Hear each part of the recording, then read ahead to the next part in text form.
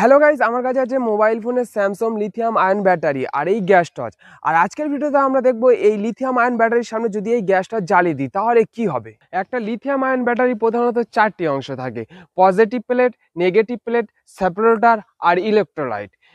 এগুলি তাপমাত্রা সহ্য করতে পারে মাত্র 50 থেকে 60 ডিগ্রি সেলসিয়াস, কিন্তু গ্যাস টর্চের তাপমাত্রা 1000 ডিগ্রি সেলসিয়াসেরও বেশি হয়ে যায়।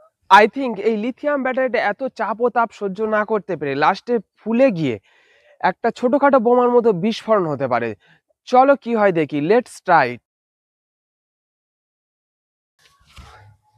গাইস, আমাদের সেটা পুরোপুরি রেডি হয়ে গেছে। এরকম ভিডিও কখনো বাড়িতে ট্রাই করার চেষ্টা করুন। আর ভিডিওটি ভালো লাগে লাইক আর চ্যানেলকে সাবস্ক্রাইব করে আমাদের পাশে থাকুন। চলো এবার আমরা গ্যাস টর্চটি জ্বালিয়ে দিই, কি হয় দেখি।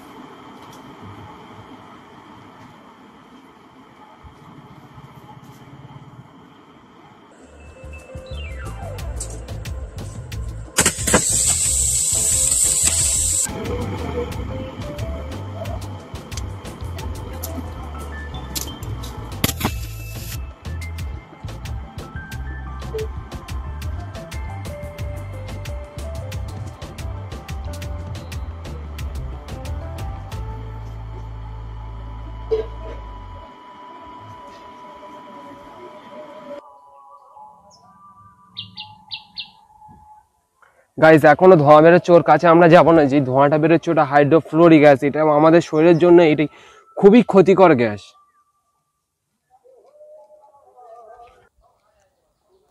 গাইজ দেখো ব্যাটারির অবস্থা কি হয়েছে। গাইজ, ব্যাটারির অ্যাসি কি ত্যাসি হয়ে গিয়েছে। এর এর ভিতর থেকে এখন কিরকম একটা বাজে স্মেল আসছে। গাইজ, গ্যাস টর্চ অন করার সঙ্গে সঙ্গে ব্যাটারি কীভাবে গরম হয়ে ফুলতে শুরু হয়েছে দেখেছো তো। ব্যাটারির চাপ ও তাপ সহ্য করতে না পারায় ব্যাটারির সেপারেটর গলে গিয়ে যে টক্সিক ধোঁয়া মতো বেরোচ্ছিল, এটা হাইড্রোফ্লোরিক অ্যাসিড, যা এটা আমাদের শরীরের পক্ষে খুবই ক্ষতিকর। তো গাইজ দেখলে তো, গ্যাস টর্চ দিয়ে মোবাইল ব্যাটারি আগুন জ্বালানো অত্যন্ত ঝুঁকিপূর্ণ। এটি কখনো বাড়িতে ট্রাই করার চেষ্টা করবে না। আজকের জন্য এই পর্যন্ত। ভিডিওটি ভালো লাগলে লাইক, শেয়ার আর সাবস্ক্রাইব করো কেজি ইস্তাক ইউটিউব চ্যানেলকে।